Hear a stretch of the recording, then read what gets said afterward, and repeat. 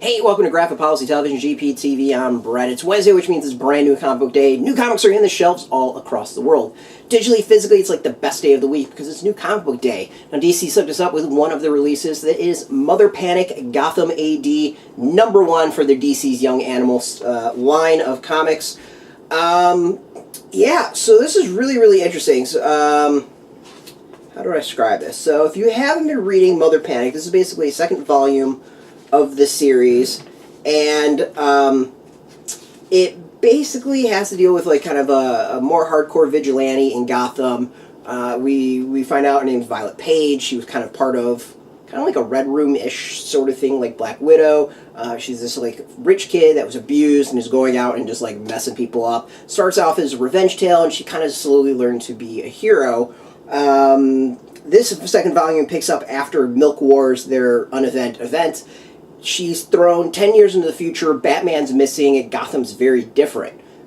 Fascinating concept, really interesting, also opens up a lot of things. Now, the first volume I really liked in the fact that it dipped its toes into the Batman world without being like a Bat book, without seeing Batman all the time. You might see like the cape in the distance, there might be some hint here and there that he's watching her, but she's off doing her own thing. And honestly, I thought it was like one of the best Bat books there was. So this is continuing in Gotham. It's kind of like Batman Eternal or whatever, some of those other ones that like threw him in the future, and we're getting a different look at Gotham. It's really interesting. So it's written by Jody Houser, interior covers, variant cover by Ibrahim Moustafa, interior colors by Jordan Boyd and Marissa Louise, letter by John Workman, cover by Tommy Lee Edwards, edited by Mahan, executive editor Mark Doyle.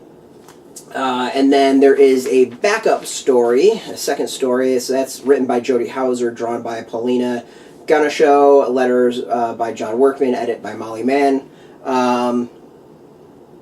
So I really like this. So DC's Young Animal, now I haven't been necessarily totally keen on it. I think some of it reads better as trade. Mother Panic works well as trade or single issues. And what's really good is you don't have to have read the first volume to appreciate this first issue of the second volume. You can really go in there cold. You don't have to read Milk Wars. It kind of walks you through a lot of the stuff. Maybe it helps you to know a little bit, but you really don't need to know a ton. And this is basically her trying to figure out what the hell's going on, where is she,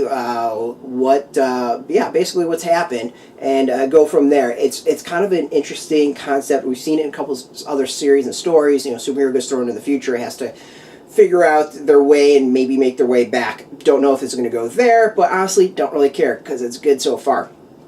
What I personally really like is that it opens up a lot of stuff, and that she's not beholden to curtain back continuity in a way, and not like the first volume was really deep in that anyways, but this kind of opens up things even further.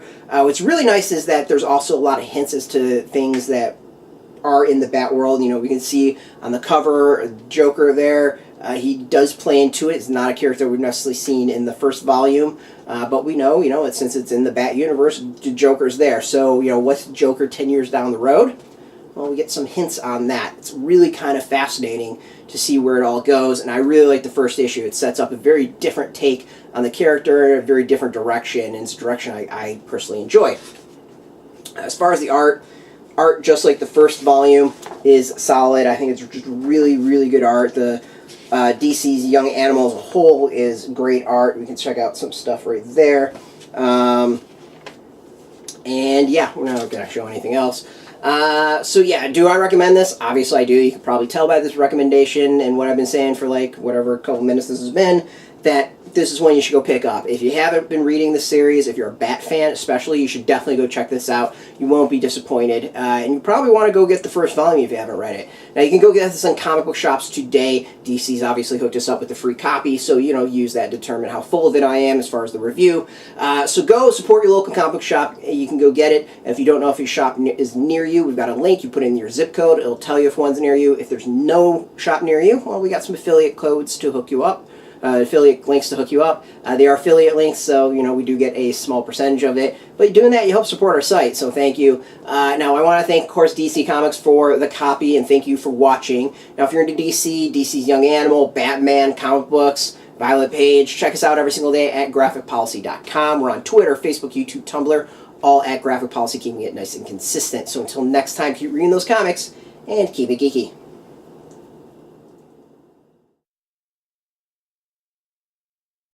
Hey, thanks for watching the previous video from Graphic Policy Television. Just by watching, you help support our site. Thank you so much. Now, if you're watching these videos, you probably care about geeky things like movies, television, comic books, toys, games, video games, you name it. You can go and subscribe right now to our YouTube channel to stay in touch and catch all the new videos, or check out our website at graphicpolicy.com. There's a nice link on this end of the video. But as always, thank you for watching. Keep on rocking and keep it geeky.